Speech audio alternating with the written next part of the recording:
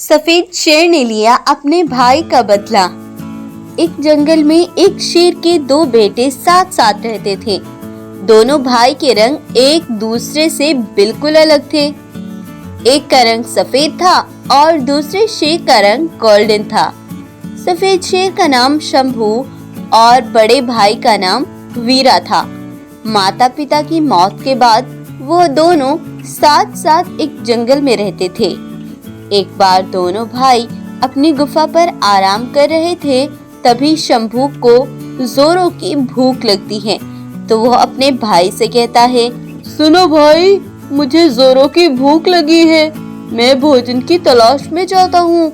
कुछ शिकार मिलता है तो तुम्हारे लिए भी ले आऊंगा।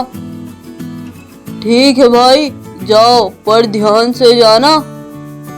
तब शंभू शिकार के लिए चल देता है। तभी वीरा को एक गाय का बच्चा अपने सामने से गुजरता दिखता है। तो वीरा तेजी से उस गाय के बच्चे को पीछे से दौड़ता है और उसका पीछा करने लगता है, लेकिन वीरा भी अभी छोटा था तो वो उसे पकड़ नहीं पाया और वह गाय जाकर झाड़ियों में छिप जाती है। वीरा उसे ढूंढते ढूंढते बहुत दूर चला जाता है। उधर शंभू वापस अपनी गुफा पर आकर देखता है तो उसका भाई वीरा उसे वहां नहीं मिलता। तो वह बहुत परेशान हो जाता है और उसे ढूंढने लगता है। बहुत खोजने के बाद भी शंभू को नहीं मिलता। तब वह वहां से वापस अपनी गुफा में आ जाता है। बहुत दिन ऐसे ही बीत गए। शंभू बड़ा हो गया और अपने जंगल का राजा बन गया। उधर वीरा भी बड़ा हो चुका था। उसे भी दूसरे जंगल का राजा घोषित कर दिया जाता है। एक बार राजा वीरा के पास एक खतरनाक खूंखार बाघ आता है और वीरा से कहता है,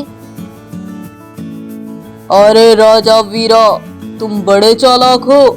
जानवरों को अपनी अच्छाइयाँ दिखाकर यहाँ के राजा बने बैठे हो, लेकिन मैं ऐसा होने नहीं दूंगा। मैं इस जंगल का राजा बनूंगा। तुम्हें यह जंगल छोड़कर जाना होगा, नहीं तो तुम्हारे साथ बहुत गलत हो जाएगा। नहीं, मैं यहाँ से कहीं नहीं जाऊंगा। तुम कौन हो और यहाँ क्यों आए हो? वीरा और बाघ के बीच बहस होने लगती है। तो बाघ गुस्से में आकर उस पर वार कर देता है और उसे घायल कर देता है। वीरा कुछ करता उससे पहले ही वो दुष्ट बाघ वीरा को एक गुफा में कैद कर देता है। वीरा बेबस हो जाता है और वो कुछ भी नहीं कर पाता। एक बार बाघ शिकार के लिए जंगल गया हुआ था। तभी उस गुफा के पास एक भालू आता है और कहता है, अरे वीरा महाराज, आपको यहाँ किसने कैद किया? मुझे यहाँ एक बाघ ने कैद कर दिया है। वो इस जंगल का राजा बनना चाहता है। वो मुझे यहाँ से जंगल को छोड़कर जाने का बोला है। मैंने उसकी बात नहीं मानी तो उस दुष्ट बाघ ने मुझे यहाँ कैद कर दिया। तुम मेरा एक काम करो भालू, तुम जल्दी से जाओ और मेरे भाई को ढूंढ कर यहाँ लाओ। वो बिल्कुल सफेद है, उसका नाम शंभू है। तब भालू तेजी से दौड़ता हुआ सफेद रंग के शेर को यानी अपने राजा के भाई को शंभू को ढूंढने चल देता है।